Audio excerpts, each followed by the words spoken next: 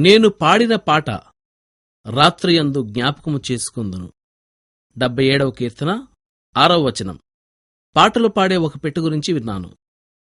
అది తన పంజరం మీద వెలుగు పడుతున్నప్పుడు యజమాని కోరిన పాట ఎంతమాత్రం పాడదు.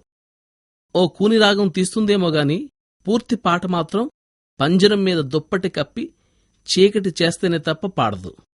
చాలామంది చీకటి అలుముకుంటే గాని పాటలు పాడడం నేర్చుకోరు. నైటింగేల్ పక్షుల గురించి ఒక మాట ఉంది.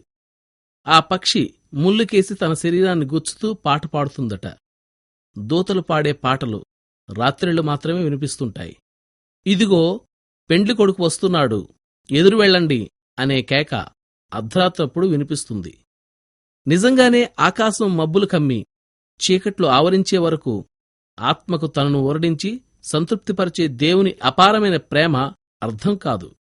వెలుగు చీకట్లోనే జన్మిస్తుంది. ఉదయకాంతి రాత్రి చీకటి కడుపులోంచే వస్తుంది.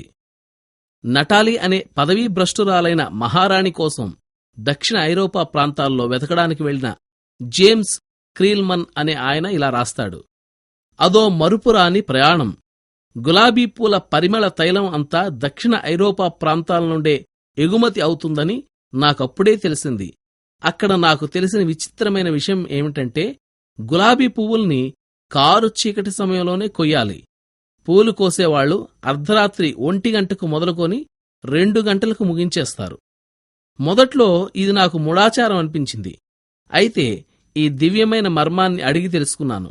వైజ్ఞానిక పరీక్షలు రుజువు చేసిందేమిటంటే, ఉదయం అయ్యేసరికి గులాబీ పూలలోంచి 40% పరిమళం తగ్గిపోతుందని. ఈ ఉదాహరణను మన ఆత్మలకు ఎలా అన్వయించుకోగలం? గులాబీలు చీకట్లో ఉన్నప్పుడు కలిగినంత పరిమళం వెలుగులో ఉన్నప్పుడు కలిగి ఉండటం లేదు. అలాగే మనం కూడా చీకటి బాధల్లో ఉన్నప్పుడే ఎక్కువగా క్రీస్తు పరిమళాలను పోగు చేసుకుంటాం.